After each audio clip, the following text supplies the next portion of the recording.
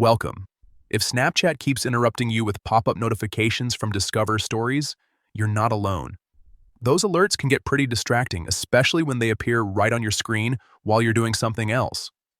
The good news is that you can easily turn them off in just a few steps, and I'll walk you through exactly how to do it. First, grab your phone and open your Settings app. This is where you control how apps behave on your device.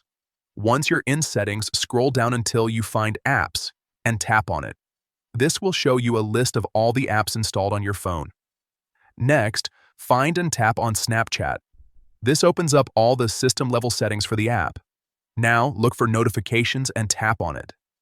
Here, you'll see all the different notification options Snapchat uses to send alerts. After that, tap on Notification Categories. This section lets you manage specific types of notifications instead of turning everything off completely.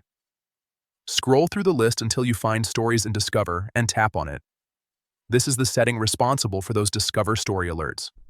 Finally, look for the option labeled Show as Pop-up and toggle it off.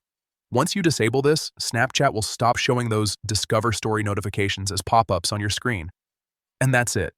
You'll still receive notifications if they're enabled, but they won't interrupt you anymore with those on-screen pop-ups.